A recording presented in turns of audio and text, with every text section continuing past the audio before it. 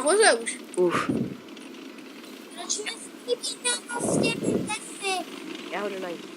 A Texi, proč nemůže být na mostě?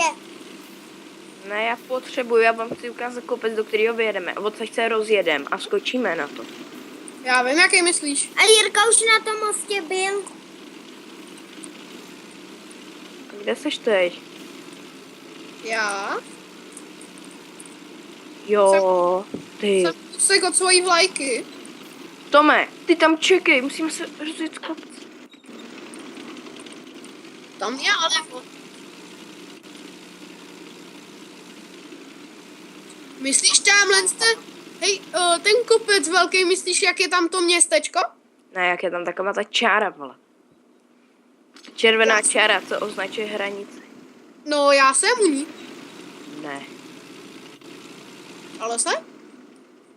U toho kopce, u té červené čáry, jo. Tady žádný kopec. Tak jo, Jirko, kde seš přesně? Tak jo, je tady most a červená čára. On je z druhé strany.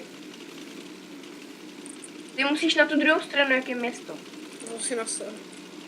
Když to jsem se tě celou dobu ptal, ale... Mám jet rovně, nebo mám zatočit? Prostě někudy jeď. A nejeď přes ten most, to nepřeskočíš. Hop, skočil jsem to.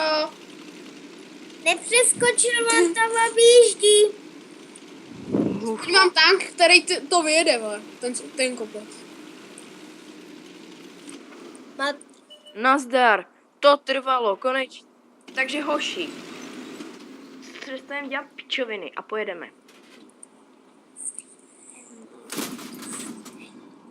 Není to. Hej, co tady, kdo tady střílí?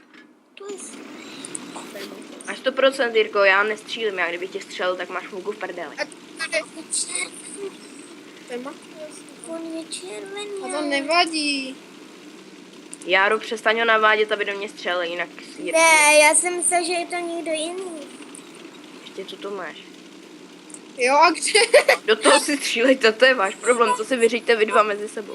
Ale Jirko, on tě sundá, chápeš to? Jsi dvoj... Já do něj nestřílím, já stojím tady vedle něj. Mě to bouch creeper. Chceš vytlačit Tome?